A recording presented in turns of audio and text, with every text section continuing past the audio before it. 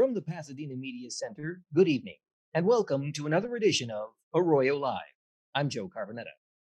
Our program is produced by Pasadena Media to help enrich the community through informative and meaningful conversation. Remember, you can share your questions or comments with us anytime at arroyolive@pasadenamedia.org. In April of this year, we featured a discussion about Earth Day, the way it has evolved since its humble beginnings, and the direction it is taking now and in the future.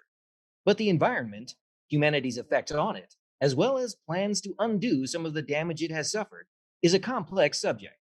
And such a discussion is not one that can easily be wrapped up in the span of a single television program. So it comes as no surprise that after our original episode in April, we were left with much more to talk about. Tonight, we have a rare opportunity to revisit one of our earlier conversations. And so we, once again, take a look at the environmental cause known as Earth Day. Join me for this week's installment of Arroyo Live.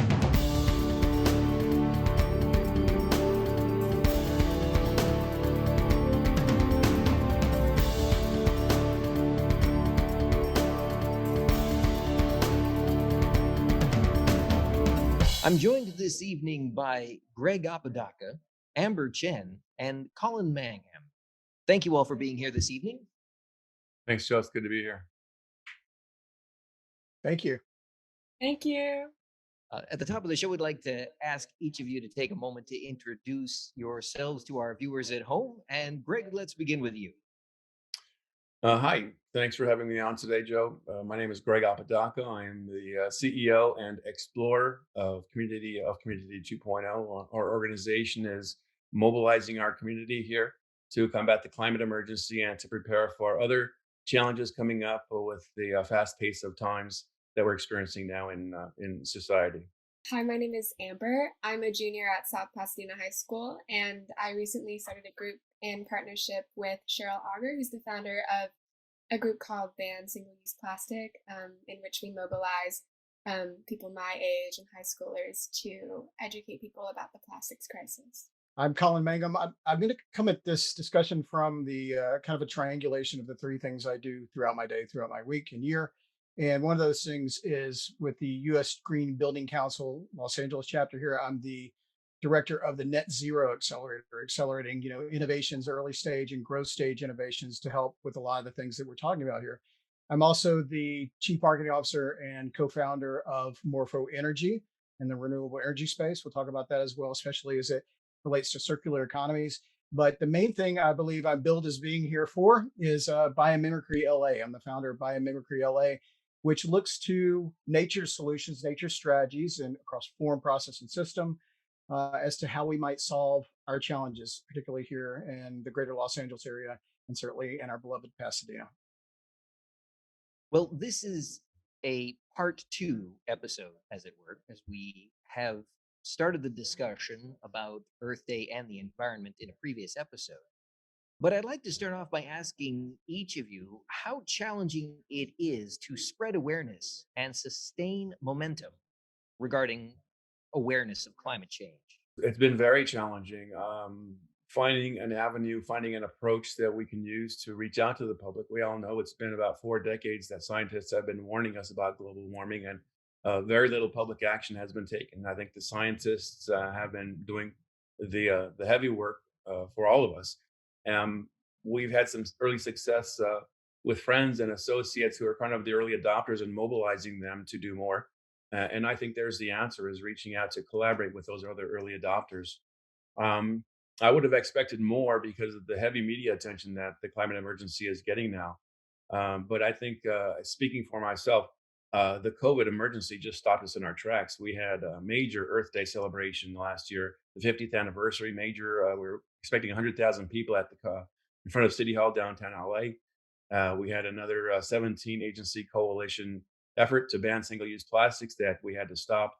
And We had a meetup group that was going strong on the positive side of the climate emergency, which is um, I think the World Economic Forum says it's the greatest economic opportunity in history, the transfer from fossil fuels to renewable resources, and all that effort just came to a screeching halt. And I think for about 6 months, we were floundering. We didn't know what we were going to do, and so we've had to kind of restart ourselves in the last few months. So it's hugely challenging. Now we'll see if that's different now with the COVID ending, hopefully, and the Biden administration, hundreds of billions of dollars stimulus. I think it'll be a lot different. Is it shifting positively or negatively? Is it not the answer we wanted to hear that it's doing both? I mean, I think certainly with the administration change, we're going to get some wind in our sails, and a window of however much space to be able to make some change to gain some momentum in these types of things. And actually, relative to the first question, just kind of recalibrating how we talk about the challenges we face, as a race, as a species. And so I think there's sometimes two steps forward, one step back, sometimes three steps back. It really depends. But I'll tell you one signal I've seen out there, that I've seen. I've been really tracking this in the last, very closely actually in the last 6 months, is all the discussion around biodiversity and the importance of biodiversity and what we call ecosystem services, everything that the natural environment is doing for us. And for example, it's been quantified, plus or minus whatever degree of difference, that all the natural world is providing about, I think it's $33 trillion of value, economic value to us every year. And so people are starting to understand that that's all coming at us for free, but it's not forever. And it's hurting. So we're not regenerating and we're not replenishing. But I think that a lot of the conversation around biodiversity tells me we're trending in a good direction. And I will also posit that some of that biodiversity conversation is coming out of the need for diversity and inclusion and equality, and everything that we're looking at in terms of how we get along as a species, in our communities. And I think that's spilling over into understanding that we can all get along. We have neighboring species. There should be mutualism. And so I think the conversations are driving one another. I want to answer the first question too. I think activism in general can be like really dispiriting, and I think local activism especially feels like weirdly self-conscious when not a lot of people show up to your climate strike or your city council meeting. Um, you know, I think like my trajectory when it came to like climate activism really speaks to sort of like the nature of like activism being like really difficult, in that I was like kind of involved on and off, like starting like my freshman year of high school, and then I sort of like took a hiatus junior year, and then I found finally like started grounding myself in it again just last month. And it can be difficult because when I started off it was like, okay, I want to lead this climate strike locally, I want to go from store to store, I want to do this and that, and then sometimes it doesn't feel really impactful, which is like another thing, when you like keep getting pushed back, when you keep like getting no's and you keep getting left on red, you have to ask yourself sometimes like, how much more of this can my self-esteem take? And also it's like, I think this sort of like speaks to like having, I really think a positive shift is underway. I think especially people my age are really, if there's anything we're obsessed with, it's having the aspiration to do something that's impactful. Like for example, my friend Liam and his friend Patrick started a nonprofit called Compost Culture, in which they pick up organic waste, and then compost it. And these are high schoolers that are like having the drive and like, putting in the effort to do something like this. And I think like this is, like a sentiment that's shared, among like a lot of people my age. But yeah, I think it's just like really about perseverance, when it comes to activism, and just not losing that. Hit the nail on the head there. It's about sustaining behavior change. We've all seen, because of the COVID, the pandemic, that we can change our lifestyles dramatically. We can change our work styles dramatically. And who would have thought that we would have been able to do that? My wife is in corporate HR, and she's wondering, how many people, of our 5,000 employee base are we going to even send back to downtown LA? So the change has been dramatic for the pandemic. The question now is, can we sustain that and the beautiful clear skies we have over LA, or are we going to go back to our old mindless ways that polluted the planet and has us on a course for economic disaster? There's the real question. Colin, I want to go back to something that you just mentioned in your response. It's a subject that we touched on in the first installment, but we really didn't get to cover much ground in. You alluded to the change in administrations, and I wanted to inquire how important is it, this change in presidential administration and the change in policies? What is it, a night and day difference? And is one administration better or friendlier to the environment than the other? I'll say I'm not a political animal, so I will probably approach that with kid gloves. But I'll say I think we all know, red or blue, that one side is more friendly to the environment than the other. And I think that with the change in administration, a few different things happen. From the economics of it side, for example, we have an extension on like tax credits for renewable energy, and particularly for solar, and that's great. And so those are policies. That's it's regulatory that can be in place that allow an easier transition to, let's say, an electrified economy, right? And that's some of the work we're doing with one of my companies, Morpho Energy. But at the same time, I think it's an interesting thing from what we just came out of, and not looking at within in any particular with any particular lens or political lens, especially. But a lot of the people in my space that are, including everyone here, that are working on advancing conservation issues, advancing climate action, are actually looking at it as we might only have a 2-year window before it might turn again. And so what I think is interesting is that there's a lot more. The clock is ticking loudly. We're not all saying, "Oh, wow, okay, great, let's go. We're gonna work on this now." It's more like, let's make some ground up while we can, and let's get let's get some forward motion going. And I'll add this, at the end here, Joe, is part of the benefit to an administration that embraces, well, I would say hugs trees, but embraces the issues we're talking about, is just a constant, reminder of them, and languaging around the things that are important. And we had a different rhetoric previously as to what was important. And so for now, the podium is saying these things are important, and whichever side of the aisle you're on, you're hearing those all day. Now you might reflexively say, I don't believe in that. Now I'm going to fight harder, which does happen. But I think the more we hear about things that are good for us, the more we hear about things that are very positive, and what we can do in a state of emergency. It's not just freak out. It's actually, all right, here's some tools, here's some communities, here's some groups, here's some ways to go about it. The more momentum we're going to make, and I think that's the positive aspect of just shifting the dialogue, really.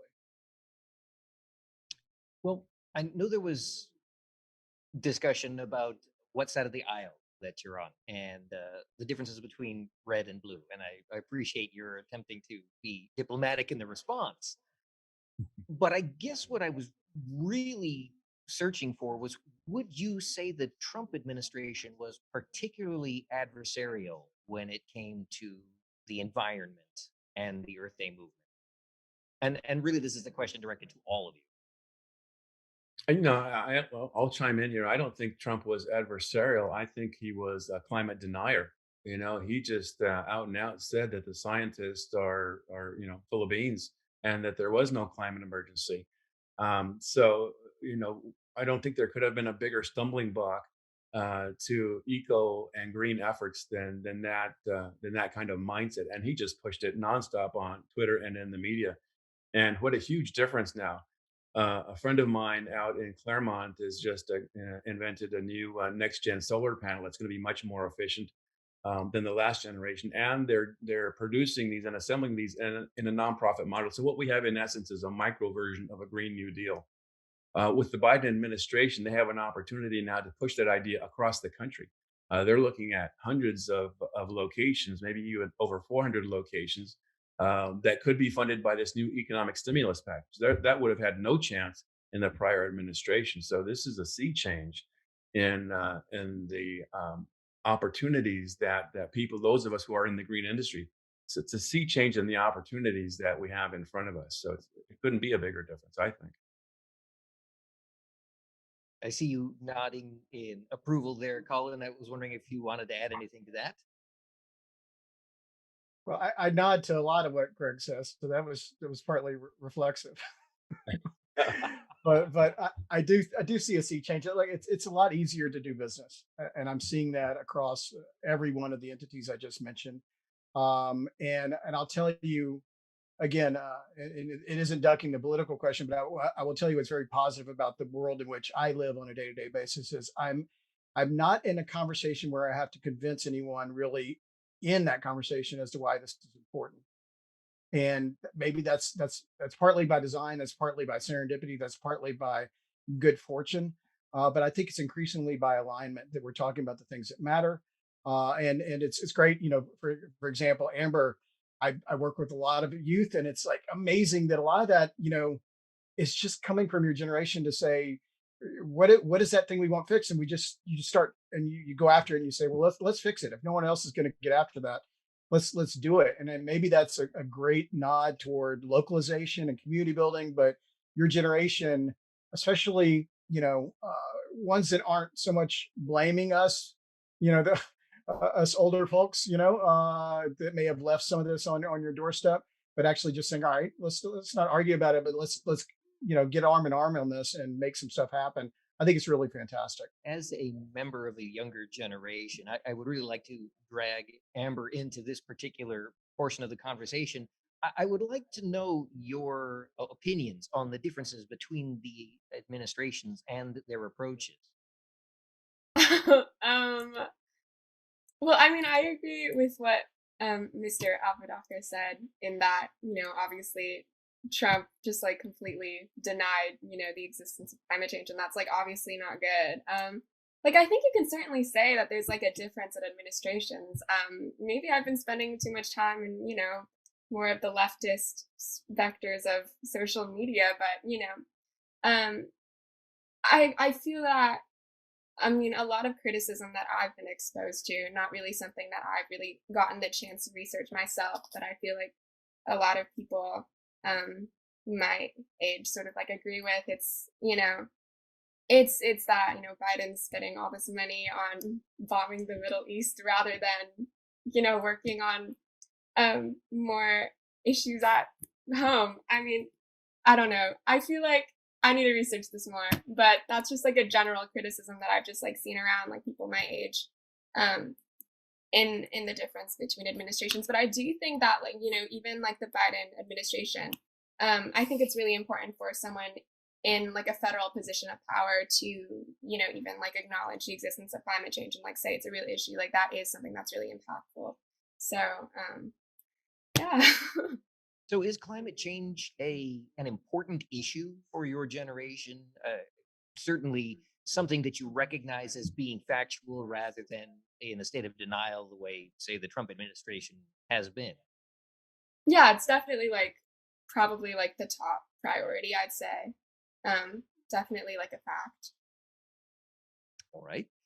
Greg, you were talking about technology. You touched on that just a moment ago and spoke of the next generation of solar panels. But I'm wondering what other technologies do we have to bring to bear on this problem now?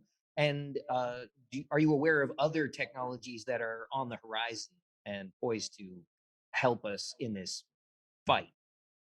Yeah, and in fact, I think that to a large extent, technology is going to be the savior of our planet. Certainly, those of us who are fighting the good fight, the three of us on this panel and our friends, are doing as much as we can to bring the issue to the forefront and then engage people in solutions and changing their lifestyles. But technology will be able to ramp that up times 10, times 100, times 1,000 because of just the cutting edge of that. I think there's something like 24 different technologies now that futurists would call disruptive technologies. We're talking about artificial intelligence, 3D printing, virtual reality, things like that. Um, in the area of virtual reality and in video games, for example, here we're having a hard time pushing out our message to 1,000 and 2,000 people in Pasadena. If we can get our dream, which is to insert eco and green education into a game like Fortnite or Pokemon Go, all of a sudden 100 million kids are going to be learning climate lessons every day. That's huge power. That's the power of exponential technologies. In a more down-to-earth example, electric buses and other transportation that are greatly reducing greenhouse gases in the environment. That's being powered by exponential technologies. Autonomous cars are right around the corner here that will reduce people driving and increase the efficiency of people going places. Virtual meetings like everybody now we're doing this on Zoom, but the next generation of virtual meetings is going to be using avatars. So instead of an employer's having 1,000 people to commute to downtown LA, they can just click on their computer and their avatar will be downtown LA, which is a whole nother generation further than Zoom. And Zoom, we can have a panel discussion like this, but using avatars after a discussion in the meeting, for example, my avatar can walk down the hallway and bump into another avatar of somebody, and we can have a conversation, for example, that we used to have around the water cooler. It's just a whole nother way of living and a whole nother way of conducting business. And really, I hope I didn't use this phrase on the last session, but I like to think of it as one foot in the Jetsons and one foot in Star Trek. And that technology, that workspace, that lifestyle, that's coming true. Flying cars also, Uber Elevates has flying cars, and they plan to be commercially viable and operating in LA and in Dallas in 2023. That's a year and a half away, flying cars, flying taxis. This is because of the drone technology availability now. So technology is going to be a huge factor in us being able to save the planet and to live our lives much differently. Well, this next question, I'm hoping I can get everybody to share their opinion on, but you mentioned the importance of technology. My question is, should we all just sit back and wait for technology to save the day? Or are there other things that we can be doing now, changes in our lifestyle, changes in the way we simply do business that would be equally important in this fight to save the environment? I think definitely like we should not just like sit back now and wait for technology. I feel like one of the biggest mindsets that like keeps people away, it's like this mindset that like we can wait for like legislation or like we can wait until like a bigger power can like influence more people rather than like taking more steps on ourselves. It's the whole like mindset that, oh, what I do like on my own isn't enough to like combat, the big looming crisis of climate change. And yeah, I just think that there's a lot that we can do as of now, and maybe maybe the other two can speak more on that. Right. Colin, I'm going to throw this one at you. Yeah, I mean, I think we have to. There's so much work to be done that we can't depend on technology to do it all for us. We can't depend on the big machines, and there's several companies now doing this. One out of Idea Lab that pulls carbon down from the atmosphere. Big machines, right? But at the same time, so does regenerative agriculture. Your garden at your house could be drawing down carbon. Planting trees, of course, we know can pull down carbon.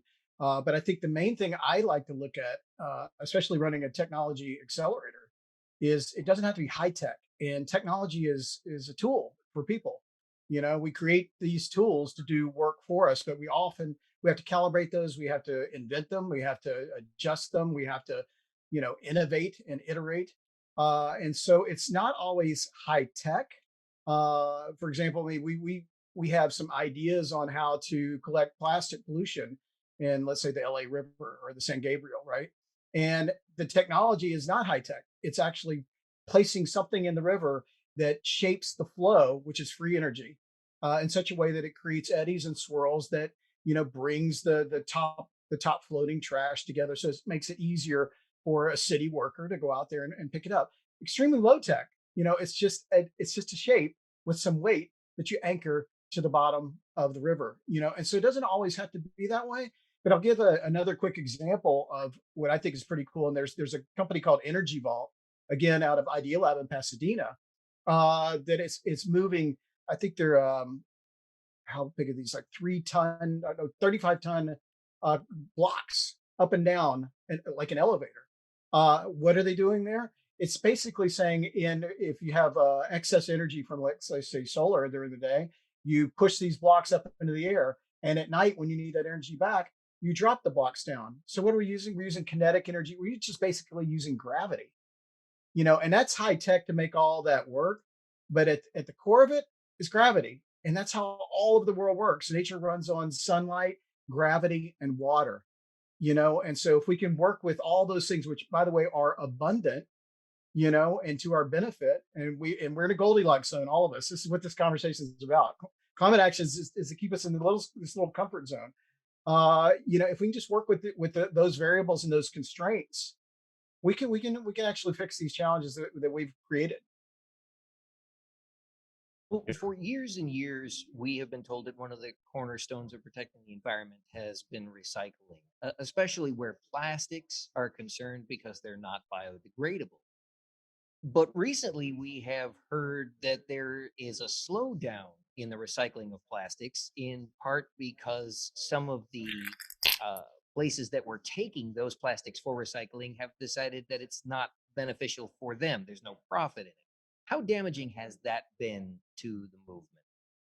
Um, well, I sort of had a conversation with like a Burbank recycling specialist, Amy Hammers, on it, and there's a really good NPR video that she's in about the whole recycling's crisis. But I feel like what people need to think about is that obviously recycling is a business, like people want to make money, and I think that there's a big public disconnect when it comes to recycling, where people always follow that mantra: reduce, reuse, recycle, and usually recycle gets the most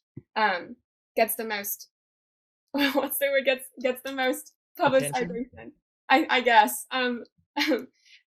versus the other two, which is really damaging because that really should be the last thing. Should really be like more like refuse and then reuse and then reduce, and then recycling should be like you know something that's like, I'd say, last resort. And I think a lot of this public disconnect and a lot of the issues with recycling we've been seeing recently, obviously, I think it's not uncommon knowledge that America produces a lot of waste, but people really don't know what what's going on with recycling. A lot of people just think they can put everything in a bin and that's just going to get magically transformed into something new, which isn't the case like at all in a lot of situations. A lot of people don't know that there's like a number on the bottom of like water bottles or like plastic items that that don't represent recyclability, even though there's chasing arrows, which is another example of the public being sort of like deceived because you think of the chasing arrows as meaning recycling, but the numbers stand for resin. And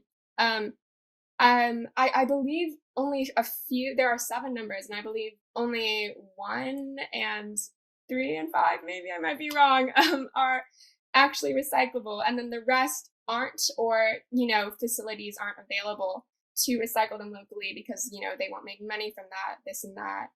So there's just a lot there to unpack. Yeah. So, is one of the keys in the environmental movement to make recycling and other methods of saving the environment more profitable? Is that what we have to move toward in the end in order to achieve the goal that we hope to achieve? I really don't think so.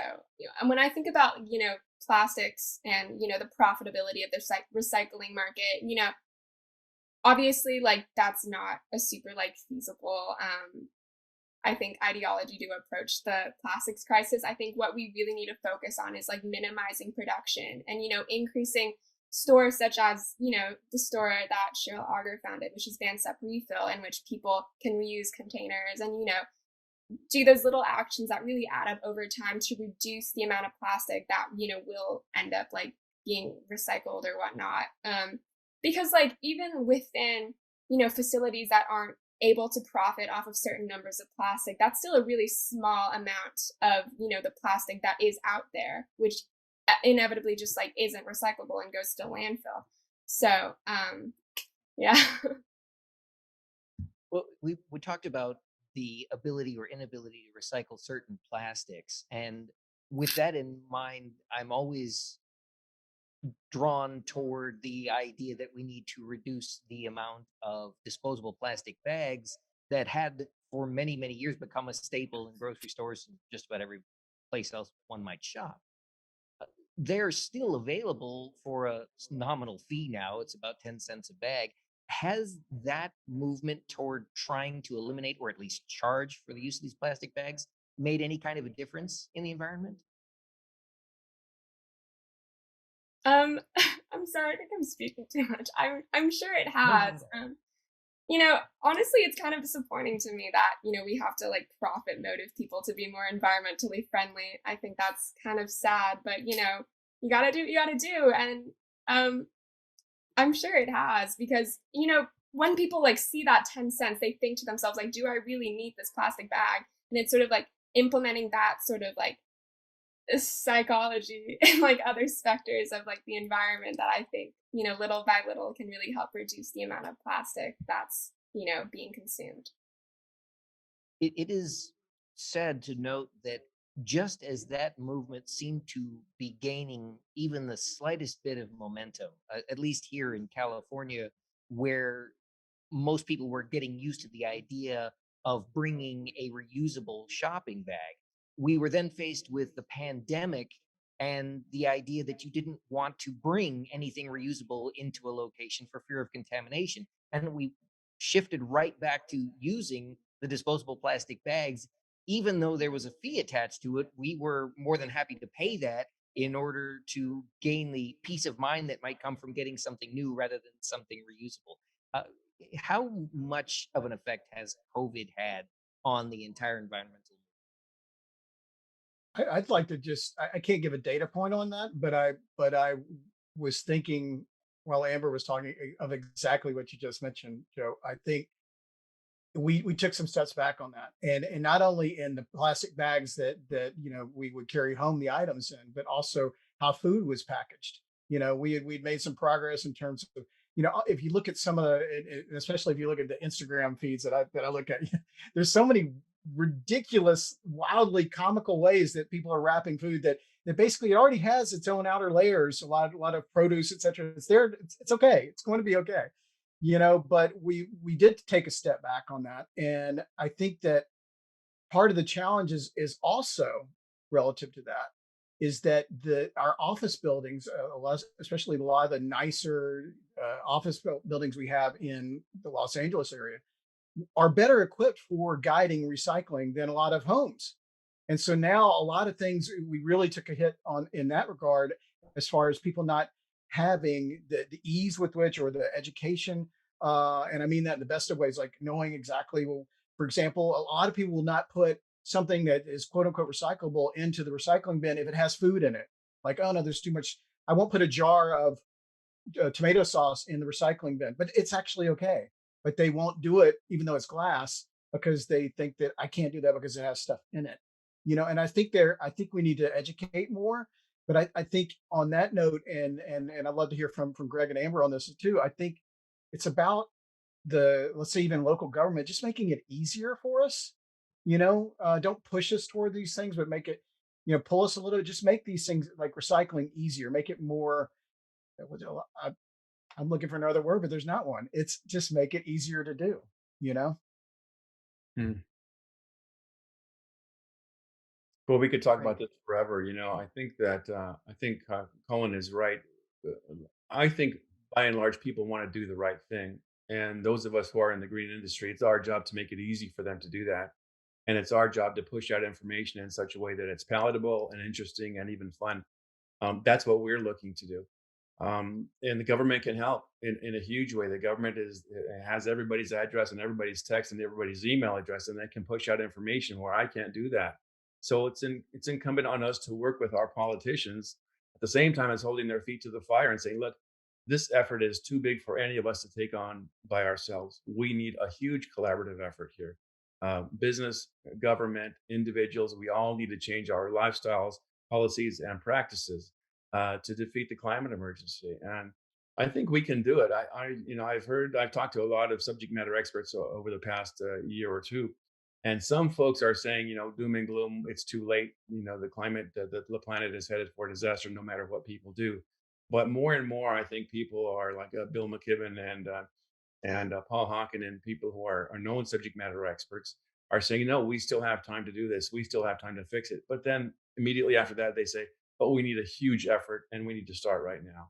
So that's why our organization is mobilizing, trying to mobilize our whole community, business sector, government sector, nonprofit sector, and individuals, and making it easy and fun to plug in to start changing their lifestyle. And then as they get the bug, like Amber said, if they get the bug, then we can make it easier for them to do more and more. That's what we need to do, and I think we're going to do it. Well, Greg, you just mentioned the role of big business in trying to encourage recycling, but how does that play with the idea that we live in the era of disposable technology, where those very same big businesses are encouraging us to replace our mobile phones and our computers every couple of years, and the auto manufacturers want us to get rid of our cars for newer vehicles every seems like every 3 to 5 years as well. How do those two reconcile? That's an excellent question. I don't know that they can be reconciled. I think that we are shifting from one mindset, which is a mindless mindset, a disposable mindset, an unfettered capitalism mindset. We're shifting from that to a more mindful approach, and I think we're seeing that in government with the Biden administration. I think that we're seeing that in business. Last time, I think we talked a little bit about BlackRock and Larry Fink, the largest asset manager in the world, writing letters to the CEOs of major corporations saying, "Hey, the climate emergency is real, and you guys better have a strategy to deal with it, or we're not going to invest in your company anymore." So I guess this goes back to your very first question: Is the tide turning? I think the tide is turning, and I think while companies still have to make a profit, they see the writing on the wall. The best employees don't want to work for people who are polluting the planet. Younger people and even my generation don't want to buy products from people who are spoiling the planet. So I think the tide is turning. And while it's going to take a little bit of while, like a cruise ship to turn, that there is change coming. And to go back to exponential technology, dramatic change can be had in a short period of time. That's a whole different subject matter that we can talk about in another show sometime. But dramatic change, disruptive change is coming. And for those people who have an eye and an ear open to it, they can change dramatically and they can corner the market. And there's huge profit to be made in the transfer from fossil fuels to renewables. So let's do Well, I it. want to key in on something that you just said there, Greg, and I'm going to unfairly single out Amber for this one because she is that younger generation that you just mentioned. You said that the younger generations don't want to purchase products from companies that are destroying the environment. On the other hand, the younger people are among the largest consumers of those small disposable electronic devices, such as the mobile phones and tablets and computers. So Amber, I'm going to direct this question at you. How accurate was Greg's statement? I mean, how important is it that these companies are really marketing disposable or a disposable mentality? I think that, you know, certainly nobody wants to buy anything from like any company that's destroying the environment. But I think, at some point it gets really hard to develop that boycott mentality, unless it's in like a really large number to like actually make a really big impact because a lot of these companies just really control like the consumer market. It can be really difficult to understand your power as a consumer, especially like when you're in such a small number and a business like Amazon, for example, is, operating like millions of people around the globe.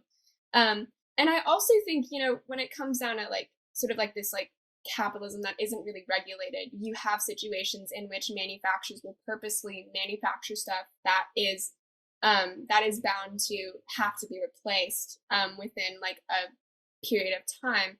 And I think that that also influences a lot of people too, in which, obviously everyone would rather prefer to purchase something that that um, won't need to be replaced so soon and won't need to be so disposable. But like, because, the market sort of like monopolizes on this, idea of like making a profit and like having people buy more and more products. I think that that kind of like puts a lot of people in like this little wormhole of, what can I do like as a consumer if I don't have like a lot of other consumers behind my back boycotting these huge companies as well. And I also think like in regards to younger generation, a lot of our activism is indeed on social media. It's reposting infographics. I see a lot of people going to like a climate strike, maybe in Grant Park, and advocating for a Green New Deal, and then they don't show up at their own city council meetings. And I think that sort of ties in more to the idea of like really emphasizing the importance of advocating in your local government and for local legislature.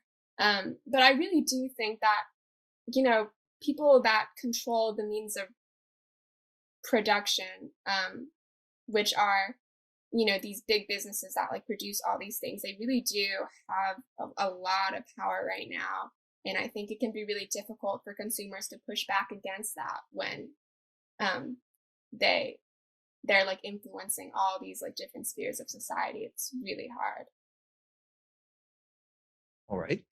Well, so far we have discussed the federal response to climate change, and we've talked a little bit about the consumer industry and how that's affecting climate change. But what about the state and the local governments? How much are they doing to assist in this fight?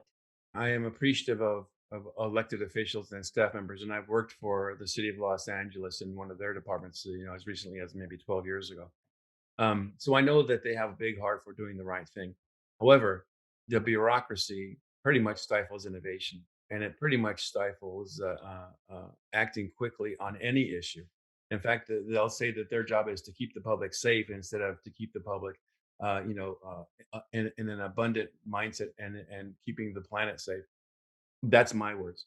So I think that we cannot depend on government at any level to take action that we need to save the planet and to address the climate emergency effectively. It's incumbent on us citizens to push the agenda, and it's incumbent on us to elect the right people. And if the right people aren't making the right decisions in a timely manner, then we need to replace those folks. So I don't think it's on government. Government of the people. That's what we need. We need citizen activists to take the lead and encourage and if we have to force politicians to make the right decision or to replace them. That said, we need to partner with them first and give them every opportunity to do what it takes to make our cities more efficient and to vote for green legislation.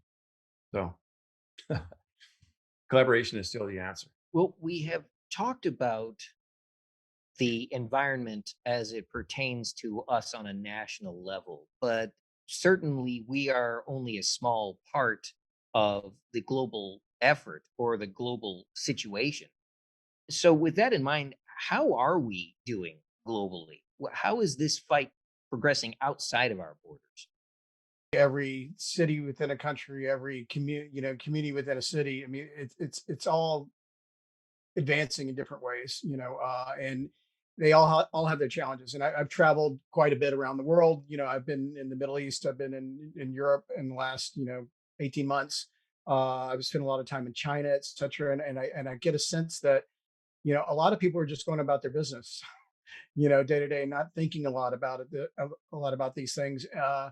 And at the same time, what I will say in terms of Greg mentioned partnerships, and maybe we all talked about collaboration. We've had a lot of people from other countries, and even in my own work from Qatar and in the Middle East, and from Germany and Canada and Norway and Iceland. I'm working with some people in Iceland and other places around the world that have looked to Southern California to say, how are you doing this? How are you going about these things? You're progressive, you're eco-conscious, you have a lot of media and technology. You seem to not worry too much about risk, and it's an interesting thing to look at how people look at risk. And I think that's at the core of your question, which is what do people, how do they actually perceive the challenges? How fearful are they of the consequences? And there are some countries, Germany, for example, is way ahead of us in terms of the thinking on just being green, for many years.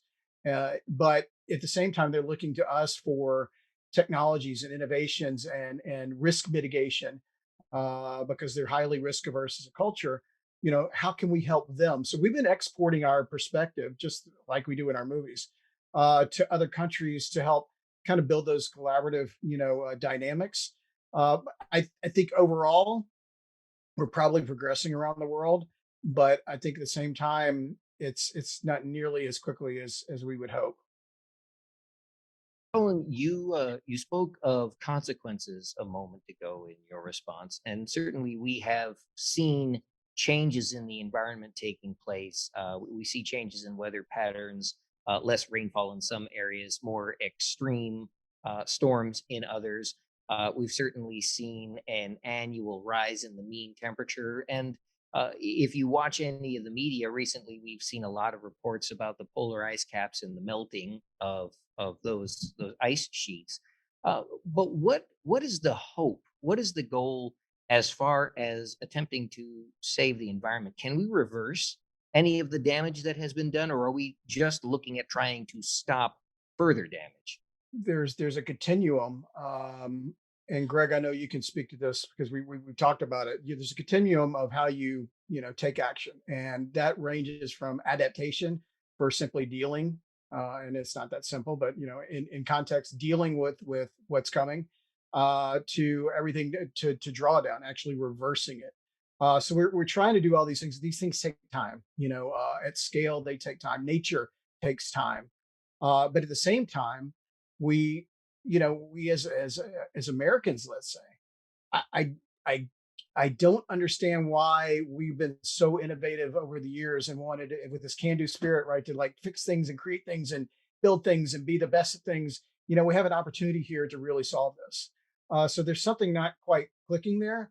But back to your question, it's mainly that we have to, at the minimum, be able to adapt to changing conditions.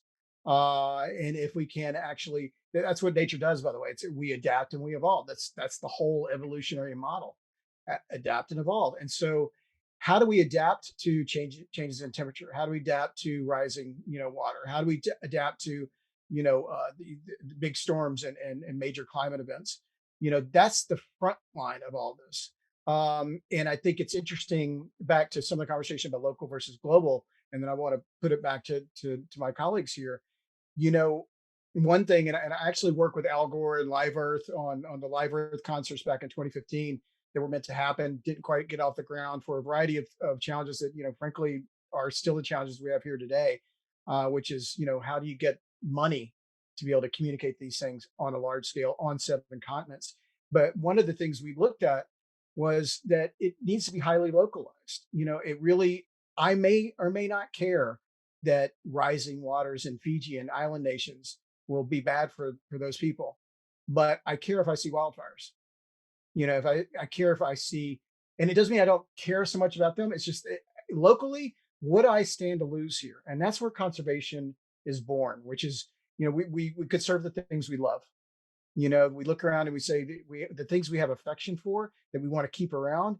And when I look around Southern California, when I look around where I am, here in the Los Angeles area, and right this minute in Sherman Oaks, and I think about, I've got a canyon here, and a canyon right behind me that if they lit up, we're packing our blue bins and we're heading out as a family, and just hope to come back and our house is still here. That's important to me. So I think about how I can adapt, how can I evolve, how can I contribute, giving that consequence that is very real to me locally where I am. And I want to share that out to the room, because I think it's a big part of how we go about this. Is what do you look outside every day? What is all around you that you want to protect? Let's start there. And it may be, a pothole in your street, or it might be, clearing some brush up on a hill so that next time that fire comes through, it doesn't have as much to burn. These types of things we can do at a local activism level. I mean, it's not just, the climate strikes we attend. It's also about just getting a shovel and going out and fixing these things. Is it possible to repair the damage worldwide that we've seen? The destruction of the ozone layer, the increase in median temperatures, the changes in weather patterns. Is that something that we can reverse? I don't really think that that should be like the main issue we focus on. Like, I don't really think we should like dwell on the idea of like, oh, can we like reverse it, or is it just like stuck like this? I think like what we really need to focus on is just like, what can we do with like what we have? Like, how good can we be to the environment from here on forth, regardless of like whether it's reversible or not? I don't know if that completely answers your question, but Well, No, I think Amber has a good point. To the extent that we make the challenge so huge, so that it's daunting and we tune out because it scares us, then we lose the battle from the get go. What we need to do, and to answer your question, yes, we do need to reverse it. Um, I've been watching documentaries lately by David, what's his name, David Attenborough, right? The famed um, yeah. environmentalist, and reading books by Paul Hawken and Bill McKibben and those guys that say it is possible, and that the Earth has these a huge ability to repair itself. We need to get the hell out of the Earth's way and let it repair itself. Certainly, we need to quit doing the damage. But if we can let the Earth repair itself, and then use technologies, I was just saw a video the other day on using drones to plant trees, and a drone can plant something like 100,000 trees in a week or something. People could never do that, right? There's no way people can do that, but drones can do that. So we can reforest the population using high technology, and to enhance the efforts that we have, like Colin's saying, we find the money from some money people, and we find the technology from the technology guys, and then we find the futurists who have this huge vision on how we can repair and reverse global warming and create that situation for drawdown, which is drawing down the number of greenhouse gases in the environment. We can do it, and not only that, we have to do it, and it's going to take a huge collaborative effort. So I'm in. Who's with me? Let's do this. And That's to so those who interesting. say that what's happening in the environment would happen naturally and that we have no bearing on it at all, what do you say to those? You know, That they're wrong. Yeah. If you look at the data, and if you look at the charts, the Earth cycles up and down in temperature and climate all the time. But when the Earth does it, it takes 10,000 years, right? The damage that we've done through human pollution basically has been in the last 60 years, right? So instead of 10,000 years, it's 60 years, and there's the human factor right there. Human pollution, industrial pollution. That's the Well, problem. in building on the human factor, how do people go about getting involved? What are organizations that they can contact if they want to do more to help this cause? I think first, like people can't get so like held back in the mindset that, oh, I need to join an organization before I can like do things on my own. I do think that like, doing things on your own is super important, and then like getting involved in an organization as well. And I think there's so many opportunities, so many different organizations just in like the SGB area for people to get involved with, like what Mr. Apodaca and Mr. Mangum were talking about. I think it's really just a Google search away if you want to get more involved. Yeah, so many I mean, just the agencies that have partnered with us in the past is, the Climate Reality folks, Citizens for Our Climate Lobby folks, the 350.org folks, Extinction Rebellion, Sunrise Movement. I mean, Fridays for a Future, on and on and on. Join a group to get inspired, to have people to have fun with and partner with while you're making the environment better, and to have more impact. Right? We're better together. We're stronger together. We need to do this together because nobody can do this alone. There's the bottom line. And with that, I'm afraid we have once again come to the conclusion of our program, and we have run out of time. I'd like to thank my guests, Greg Apodaca, Amber Chen, and Colin Mangham, for joining us again this evening and for sharing their thoughts and insights on this very important topic. And it was a very, very fascinating discussion. Thank you all again for being here tonight. Thanks for having us, John. Thank you. For our viewers at home, if there are topics you would like to see addressed in our program, you can email them to us at arroyolive@pasadenamedia.org, and we may include them in a future broadcast. Until next time, this has been Arroyo Live. I'm Joe Carbonetta. Thank you for watching, and good night.